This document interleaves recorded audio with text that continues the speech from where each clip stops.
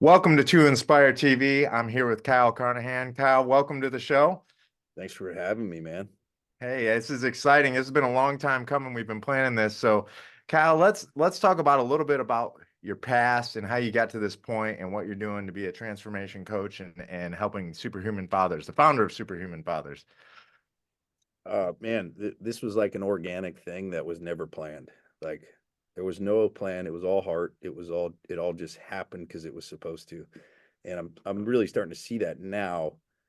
But looking back, I mean, I go back all the way to 2008. I worked at a bank and I just got absolutely massacred in 2008. Like rug pulled out from under me, lost everything. Which at the time I didn't know what was happening, but what it was doing, it was testing us and testing my wife and I in our marriage to bond us together. Because Yeah, what we're doing now, I could not do this without a wife who was just like all in and was like, go for it. Like there's no way. I We love it. tasted absolute defeat and we had to move in with my wife's parents. So like then I decided to be a fireman, which turned into a 15-year career of like a forging process of the people pleaser in me. Yeah, I was not jacked. I wasn't into fitness. I was dad bod. I I was just I was afraid. yeah, And so in the firehouse, I found myself. I found fitness. I found nutrition. I found my confidence through that. And I thought this was interesting. Like I literally changed how my brain worked through changing my body. And that discipline started to really affect how I showed up in my home with my wife and kids. And I started to realize like I had control over my life. And now I'm surrounded by all these men that I really looked up to, firemen, like right. heroes. And yet they were struggling massively in their marriages with alcohol. And as they got older, they started to let their bodies go. And so they started to see what I was doing and how I was transforming.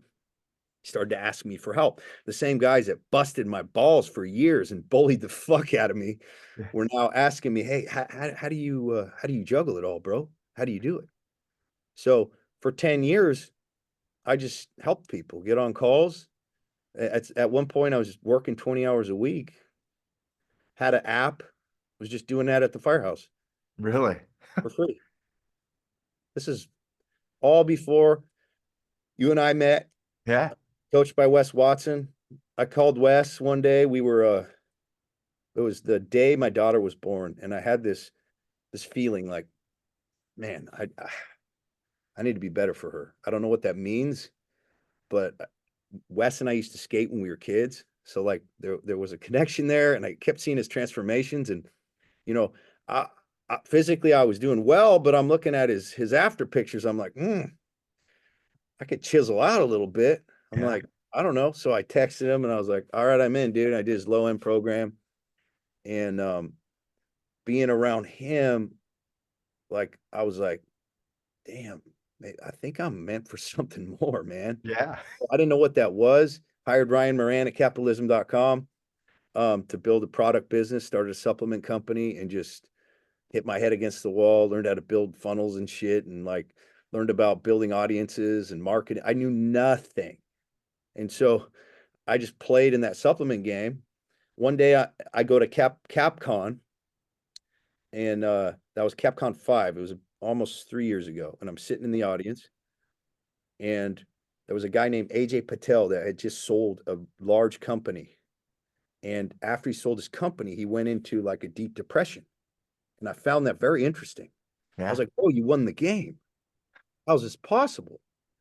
And then he talked about a coach that he worked with that pulled him out of the darkness, breathed life and light back into him, and lit him on fire. In that moment, I broke into tears, dude. Like I was like so emotional, and I was like, "What is this?"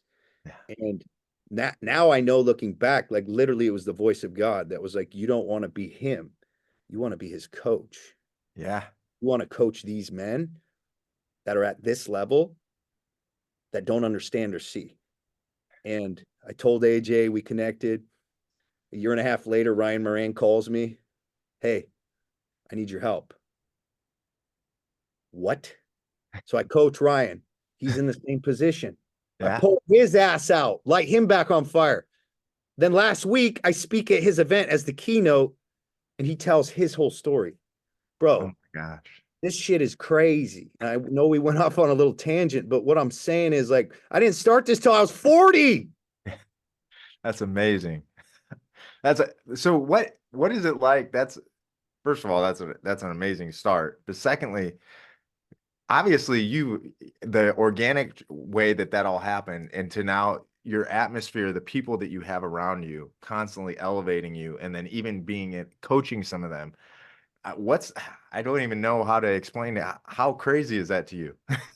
It blows my mind because I still not have fully accepted who the fuck I am.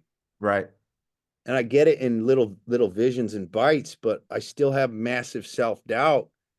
And so it's such a gift when someone actually moves based upon you being in their life when you're in this place because it's evidence to you. Right. So much, so much chatter in your head. Oh, you're a fake. What are you? Who Yep. do you think you are?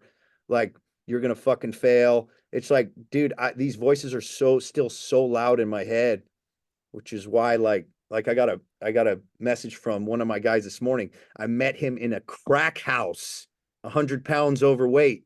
He's a roofer, was doing like really low six figures. I work with him for a year, puts $1 million in his bank account, loses 70 pounds. His wife joins my wife, loses 60 pounds. I watch him, his entire heart transform. He finds God. He starts saying, I hear God now. And I'm like, bro, do you have any idea the gift that you give me when you send me these messages? Because today I'm on fucking fire. Like I see it. Tomorrow, I might forget. Yeah. Yeah, how do you get over that? Is it the so you got an awesome support system. I mean, anybody who follows you, and first of all, kudos to you because I mean, I was fortunate enough to where, I saw you 2 years ago or something, and like I've seen this massive, like you just gone crazy in an awesome way. And your following is, I mean, your message is great. Your authenticity is so awesome. I mean, to me, that's obviously just speaks volumes about what you're doing and what you're doing, and not afraid to touch the subject of fathers and what we need to do. And so I want to give you a lot of credit for that because that means so much to having the guts to do it. I mean, there's a lot of people who talk a game, but you're living it. And so with that, whenever we get, because people get imposter syndrome all the time, but is it the clients that telling you that? Is that what's really help you? What advice would you give people for that? I wrote in my journaling this morning is I'm starting to see how entitled and selfish I am. And I think people can relate. Once you have a piece of success, you assume that you deserve it. And when things don't go your way, you immediately kick your own ass like you're an idiot. Yeah. Like for me, I always have to remember I've been an entrepreneur, and a seven-figure entrepreneur for only less than 2 years and building teams and making decisions like and and I always hear God's voice in my writing, and he's just telling me, I've shown you the future. You know where this goes. Like you see the vision. You're going there, but I will not show you the path. And because if I show you the path, then you don't become the man that I need you to become to carry the weight that's coming. Yes. And so I have to trust. But I'm not going to lie. The fact that I'm not one of the biggest fucking coaches in the world right now pisses me off. Sure. And it's stupid. I've been doing it for 2 years. Like I'm I get like it though. my stories the other day. I'm like, why am I not an 8-figure motherfucker? Yeah. Yes. Like, but it's there's like this drive, but Yep. the drive has to be accompanied with a humility and a gratitude and an understanding that like if you don't have it yet, you're not fucking good enough. Yeah. Pay your dues, focus on the work, and appreciate the process. I have to continually tell myself this, or I'll beat myself up and be like, I suck. See, I'm not the guy. I don't know if God lied to me. Is that even God? I don't even know. And I like, it reminds me of what Jim Rohn said, if I give you $1 million, you best become a millionaire. You better learn. Yeah, so that's what God's telling you is you're gonna learn that path on your own. It's not always easy, but tell me a little bit about your support cast at home, because I think like seeing like what you and your wife are doing and your kids, I mean, tell me a little bit about that and how that plays into it, because I tell everybody one of the most important things is not to be with a dream crusher and to have somebody who's beating you up like that. And they don't believe me, but you tell me a little bit about your situation with that. Yeah, our 20th anniversary last year, I sat across from my wife, and you know, I was making some big moves and spending some big money, and I was like, "Hey, are you good? Like who you're married to? Because you know, I could burn this shit down in one decision." And she goes, "I know," and I'm all in. She goes, "I'll work at fucking Trader Joe's if I have to. Like, I don't care. We have shit to build." Dude, that was like one of the most emotional meetings with my wife I've had on our 20th anniversary, because what does that do? That gives me freedom to fuck up. Yeah. And oh boy, I have lost her millions. Like we should have a couple million in the bank. We do not. Like if I was smart with money, I would have planned it and had, but I just tested and tried and Yep. hired and pushed and tried everything. And so the good thing is in the firehouse, like we lived with a negative bank account for 15 Right. years. Like we just knew how to make shit happen. Right. Like, but nothing has changed. Like we still fucking go for it. And then Yeah. we'll be up and then I do something fucking stupid or I try something that doesn't work. But I'm starting to realize like if you really want to grow, um, you have to fuck up. You Yeah. have to lose money. You have to get in the game and try shit, which will then later on translates to so much wisdom and stories. And as a coach, man, even the guys that are in business now, I'm in going more and more, I'm getting guys like Ryan Moran or like my guy who was in the crack house. Like I just partnered with him on his roofing company. Like I, I have a fucking roofing company. How the fuck did this happen? Like, but it's because I moved so fast and made so many mistakes and was just so obsessed that my education exploded so Yeah. quickly. My ability to like put offers together and like I still say I'm not a business coach and my guys are like, "Bro, like I just got off a call with one of my guys who one of my one-on-one guys and he's about to release this offer for um cyber people where we've developed a system where he's going to double their income in a year.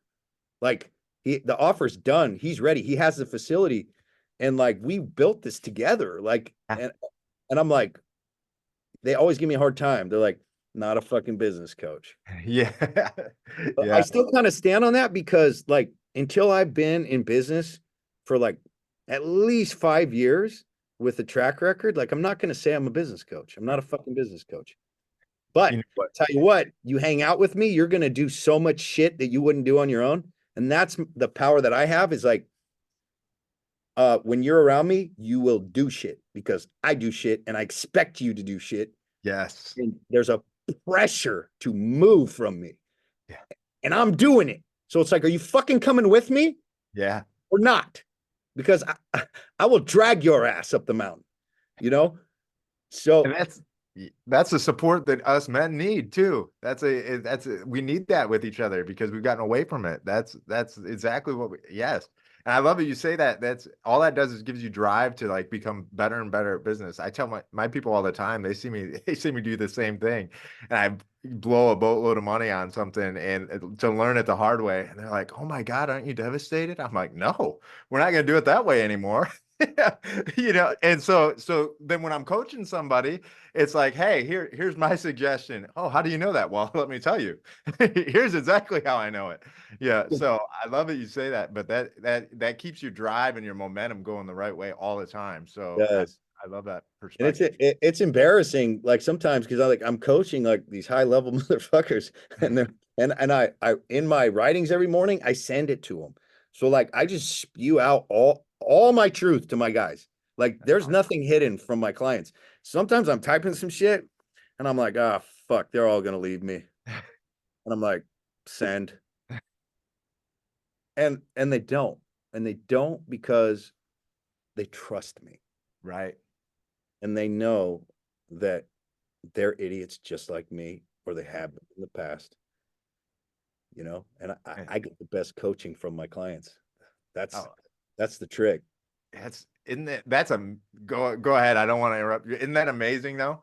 Yeah, it It's really is. I did a so when I started my original Dennis Postuma show, I did like 5 days of like 8 podcasts a day. And I got done at the end of the day and I was like, oh my God.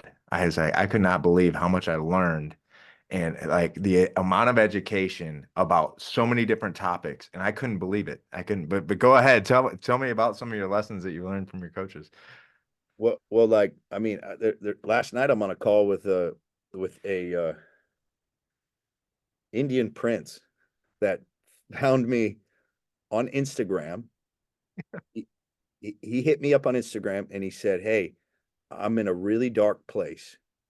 Do you have some time?" Now, normally that is from somebody who is broke and in a trailer in Texas. Now, Right. I always respond to everyone, especially when I sense that there might be a muzzle going into this guy's mouth.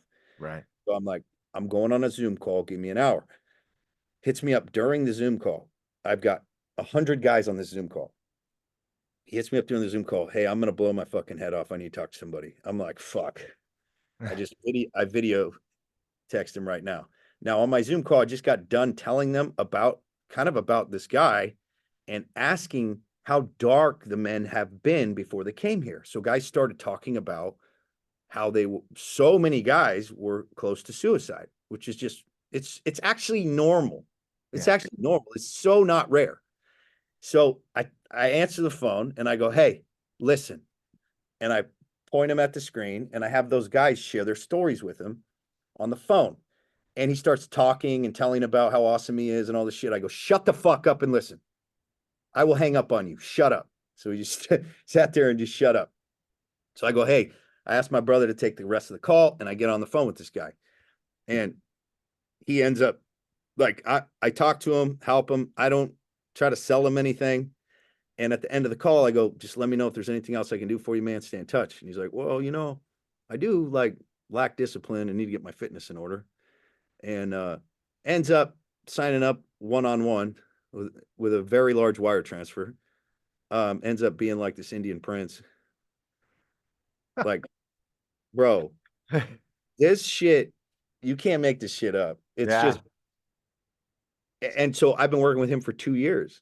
But Wow. that guy teaches me about like Indian philosophy and history, about economics. Like his family has been involved in like exploding the finances of countries. Oh my gosh. So he just schools me for hours. That's Like amazing. tells me what books to read. And in the end, what do I give him? Fire and discipline Yeah. and purpose and meaning. Which so many of us are missing. Yeah. Yep. Yep. And he had a rough marriage. So that first year, I was just trying to get him to make a decision. You can stay, Right. you're gonna leave. You can stay, you're gonna leave. And finally, they finally split up. And I was like, fuck yeah. Okay, we just need to move forward. Like, but sometimes it's just that one thing. I knew that was the one domino. And then as soon as he made a decision, we lit up. Wow. So what is like can we talk about your programs a little bit? Tell people Yeah. what you have and how they can get involved with your programs and how that works. Yeah. So our entry level program is the Awakening. And this was like fully inspired. I'm like, okay, the Awakening. And I made this video to my guys because before we had the Awakening, we just had the Brotherhood. And the Brotherhood got so massive that I was like, this isn't gonna work. Right. Like if I get 10,000 people in here, like I can't touch them.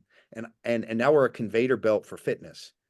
And the fitness is just the doorway, the Right. doorway to opening up everything else. I want to be part of everything else. Like I want to take this guy like I did Billy, the guy from the crack house, who now has a 7-figure construction business, and now it's become family to me. Like that's the shit I love to be a part of. Right. Like when a guy hits me up and he's like, Kyle, I hadn't been laid for a year. For me and my wife haven't had sex. We were like bunny rabbits last week. Dude, I will go to tears. I'm like, bro, if I could give you that gift, bro, like what? Damn, like shit like that. Or, Yeah. or they just, or they create something amazing and it becomes massively abundant, because they got the discipline in their body. So, so the brotherhood, and then I built the awakening. Yep. Well, I found that the awakening was what we needed to do. And my target are business owners, entrepreneurs, high-level executives, salespeople. And why did that change? Because I changed. Yeah. Before I was teaching firemen and blue collar guys. Right. I became a 7-figure entrepreneur. Well, what happens then? My target changes to who I am, who I understand. Yep. So I had to change the target. I kind of hit my business with a baseball bat and both just smashed both engines in the plane. And it's like, and I'm like trying to rebuild the engines while we're flying. That Right. a fucked up 6 months, bro. I mean, I have like 70 or 80,000 in fucking monthly expenses. Yeah. And we were doing pretty fucking good, but revenue started to drop. Yeah. But the actual coaching got so much better. Right. So now we're like, woo, The finally level comes back up. up. But that was a ballsy move to build what I wanted. Right. So now it's a smaller group, it's way more hands-on, and the focus in the first step is body and soul. Because I had a massive transformation in my own heart, in my own spirit, in my own connection to God. And I was like, that the body and the ability to hear and act on God's voice. Like if I could give that to a man right now, okay, now we can connect in our marriage. Now we can build our business. Now Yeah. we can expand. Now we can grow. Like now we have all the tools necessary. We have the discipline and we have the guidance. So then we put those other pieces in and then it's on. So I believe, Foundationally get them set up right is what you're doing. You're yeah, getting that strong foundation before they get to that next step. I love it. you got it. So yeah, we do a 90-day program that's very fitness focused and very focused on spirituality. And then they come to a 3-day event in San Diego called the Awakening. And then from there, there's some options where they can go if they want to continue to run with us. But Okay. That's awesome. So tell me a little bit about like with fitness, because if you look back and tell me a little bit about why you start with fitness and how important that is in your point of view. yeah, so like if you can't keep the food out of your mouth or get your ass up early or go and get yourself to go to the gym, you're fucked. Like Yeah. how can you patiently sit in a difficult conversation with your wife without fucking it's like spitting out stupid shit. You Yeah. don't have the discipline to do that. How are you going to really lead your teams when you're fat and when you walk in, they're like, I'm just here for money. Yeah. I'm not really inspired by you as a person. You're like, you know, can you make a lot of money fat? Yeah, there's fucking tons of them. Yeah. But they ain't having good sex with their wife, and the people aren't looking at them going, I want to be you, except for Yeah. the ones that are fat. Yeah. So you create an environment who you are as the leader. So like if you want your people to be fat, stay fat.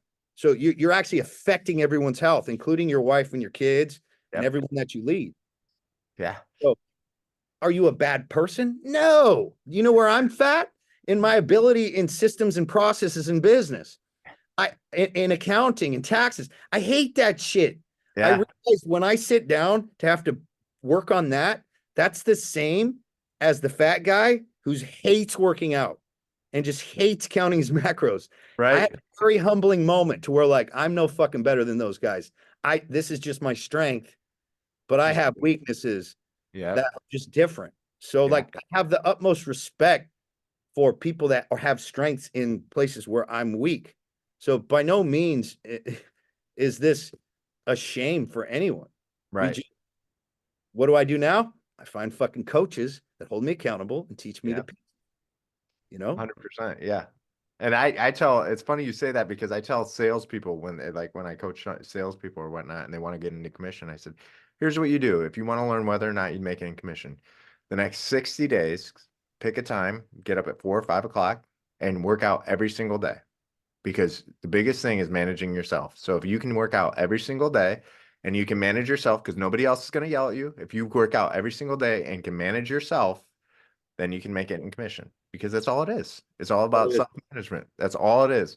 And so the other thing with fitness too is I always think of when somebody walks in the room and they're jacked and they bring that presence, you know that that person keeps their word to themselves. And so that means something when so now all of a sudden I'm going to listen, right? When they, we just were at Secret Knock and I saw you there.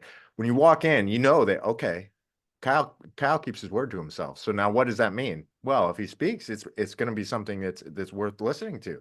And so I think that carries so much weight with people as far as that goes. So Yep. just We something, always say, you can chop down trees with a rusty axe. You can just be less effective and slower. right? Why not sharpen the weapon? The body is the weapon, the discipline is the weapon, and then you take that into every other aspect of your life. This is Yeah. why I say, like, dude, you're not a bad person if you're struggling with it. You're not a bad person if you're 100 pounds overweight. There's no shame or guilt here. It's like, what the fuck do you want out of life? And do Right. you be optimized? And do you want to have energy? And do you want to have great sex? And do you want to increase your ability to lead? Yeah. Like, is that what you want? Most men will say, yeah, that sounds great. It's like, okay, then let's just do this very simple thing. Very simple. It helps you lead by example that way. Yeah. So Yep. tell me a little bit. Well, we got a little bit of time left. Tell me what is a workout? What does a day look like for you when like an average day as a Uh, business coach and or as a while you're doing workouts and yeah. business and everything else. Yeah. So, you don't, this isn't a fucking brag. There's an early morning wake up thing where everyone's like, I wake up earlier than you, whatever. But Big Wes always got up at 2:45. He was one of my first coaches. So that's what I do. I get up when Wes gets up, not as consistent. Like, last night I was on the phone with that guy from India till like 11:30. And he's like, please don't get up at 2:30, dude. I was like, all right, 3:30. So I will adjust sometimes, like Yeah. when I with my kids or whatever, but a normal day is 2:45.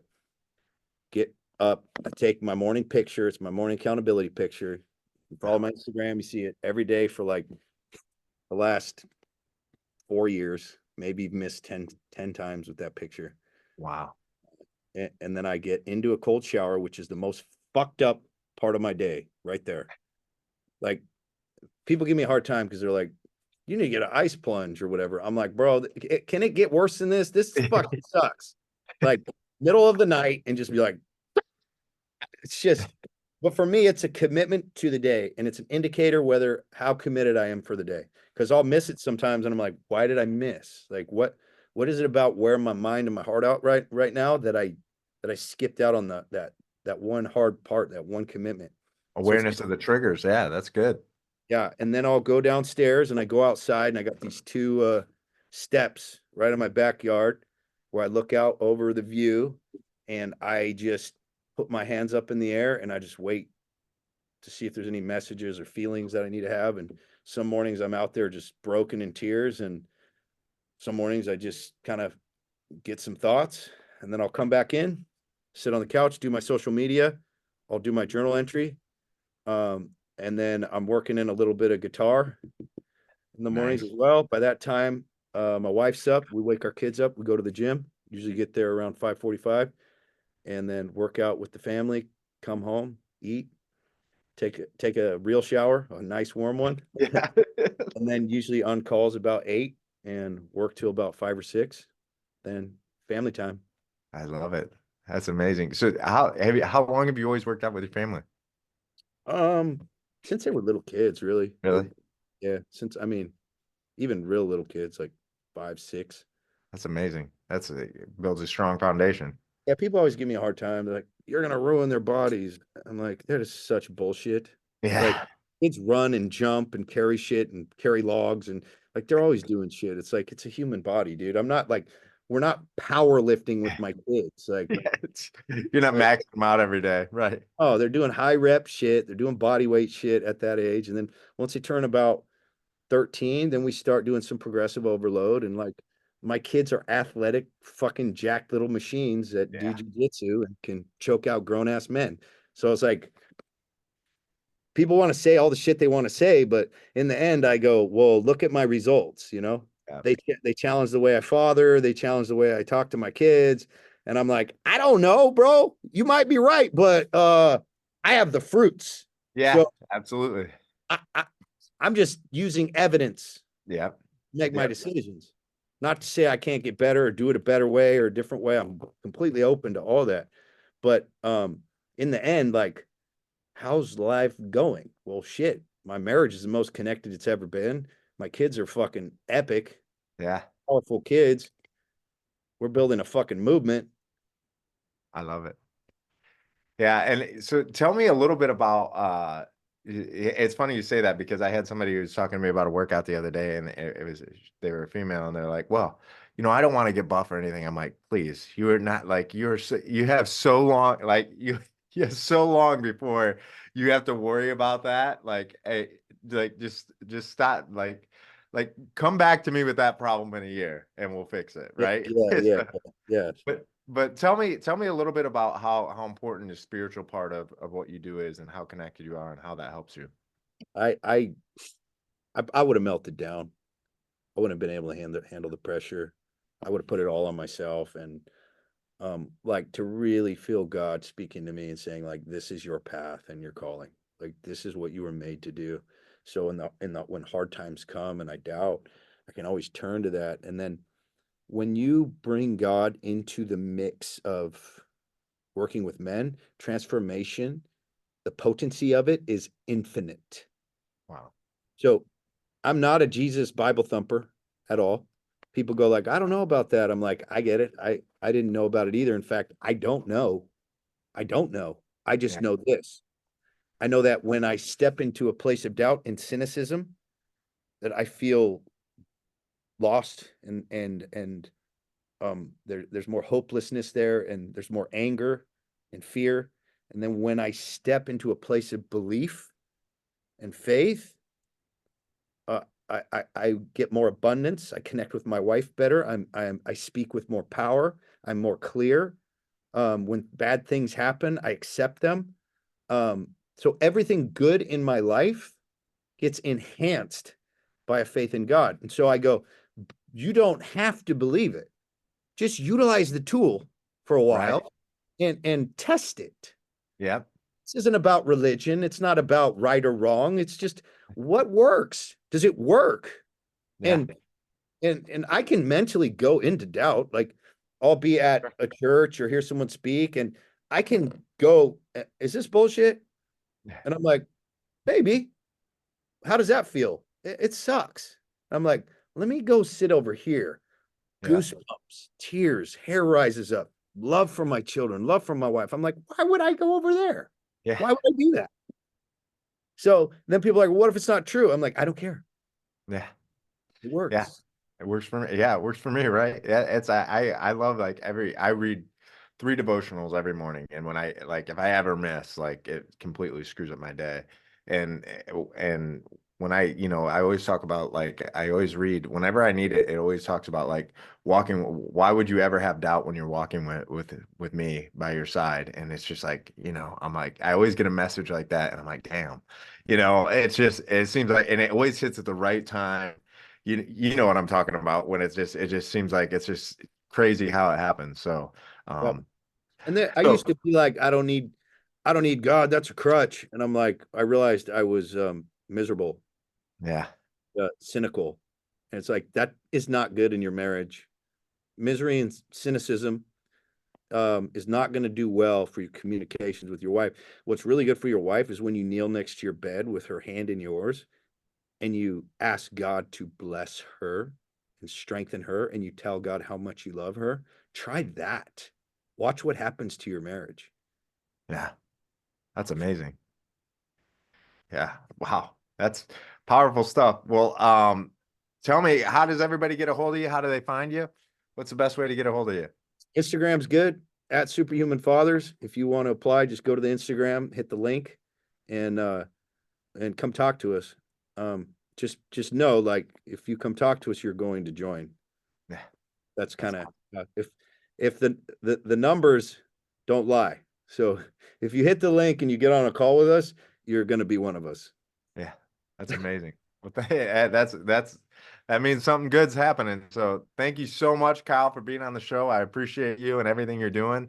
And I can't wait to talk more. Yeah, brother. Thanks for having me. Thank you.